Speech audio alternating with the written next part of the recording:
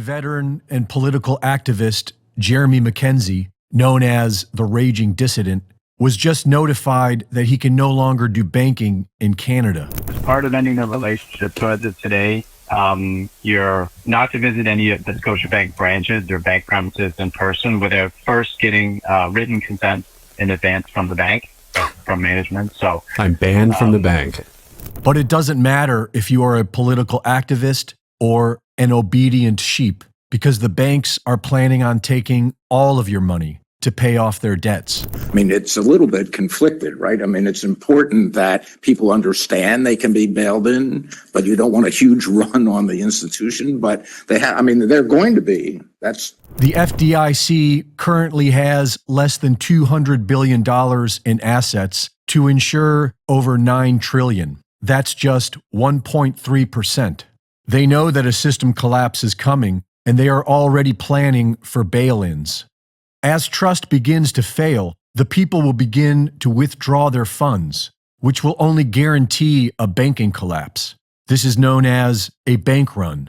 In 2012, the International Monetary Fund, known for their reputation of coercion, violence, and extortion, published staff discussion notes entitled "From Bailout to Bail-in: Mandatory Debt Restructuring of Systemic Financial Institutions."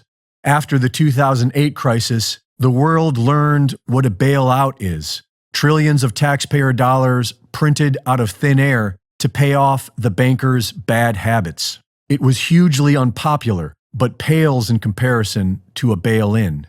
So what exactly is a bail-in? It is officially obfuscated with elaborate equations, but to put it simply, it is when the bank steals your money directly from your account.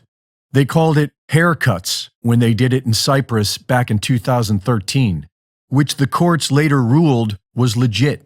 And a recent video on TikTok shows that the new bail-ins may have already begun. So I'm a Bank of America and everybody's missing money. I'm also missing money over $1,300, and they're telling me to call customer service. And they keep hanging up on people. This another person here is also missing money. So we're trying to see what's going on. Money's missing today, and we need our money. And they're already telling us to call customer service, and customer service ain't doing nothing about it. So just a heads up, if anybody's experiencing this, please let us know, because this is not right. I'm missing $1,400 from my account, and they're telling me that there's no way they can help us. This guy's missing money too. This other person is missing money too. And you missing money too? There you go. So this is not something that's just one person. This is everybody's happening to them. And this is crazy. This is very crazy. Yes, Bank of America decided to take people's money without their consent. And we're asking what's going on, and they're giving us a runaround. Everybody for the same thing, man. Same thing. Politically, the tide is turning, and people all over the world are now rejecting the New World Order.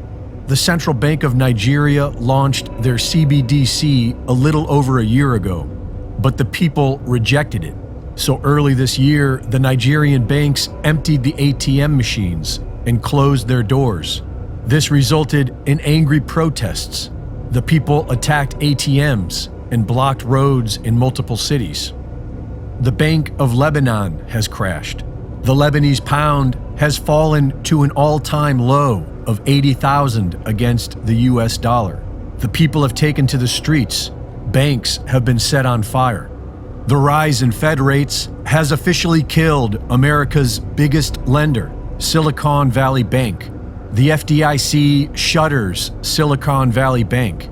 $152 billion of uninsured deposits are destroyed. The rise in Fed rates also killed Silvergate Capital. Several regional bank stocks have plummeted as a result of the Silicon Valley Bank and the Federal Reserve's rate hikes. The housing market is collapsing as well. The majority of commercial real estate loans are lent by small banks. Massive short bets are now happening in the commercial real estate market. The Federal Reserve Bank is taking down the housing market along with all regional banks, leaving only its vassals who will be distributing CBDCs as a solution. The financial experts are now recommending that people have food, gold and silver, and cash in their SVB possession. and FTX, for that matter, are just two of several major players in the financial industry that have gone under in recent months. Are you noticing any of this? The old systems of trust and of ownership will have to adapt radically. So how does a system functions when no human really understands it? Only a catastrophe can shake humankind and open the path to a real system of global governance. This is Richard Werner, the top academic scholar in the world on central banking. The nature of this CBDC, what is it actually going to look like? They never talk about that.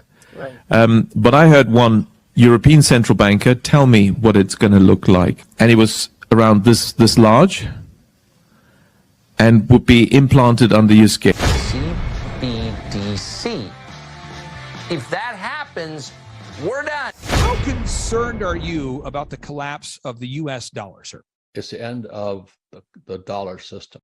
And the central bank digital currency is already a global system. So it's already in effect, so to speak. The Chinese use it. They use this, their yuan system.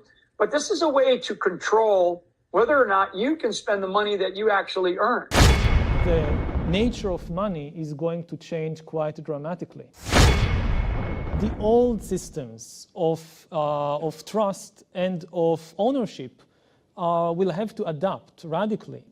We are about to face one of the greatest periods of uncertainty in American history.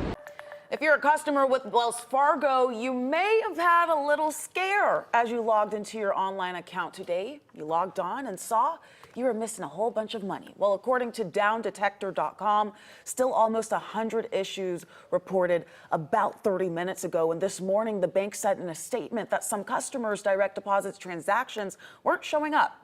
Wells Fargo initially said there was a technical issue to blame for the wrong bank balances. And we spoke with a financial advisor to get advice on what you can do to protect yourself. If possible, to have some sort of overdraft protection on your accounts, so something like this does happen again while the process is being worked on, that you're not overdrawn. That's a little bit difficult for some people, probably many people right now. Yeah, a really big headache there. USA Today is reporting that Wells Fargo reps say the problem will be shored up by Saturday and they'll refund fees incurred by this problem.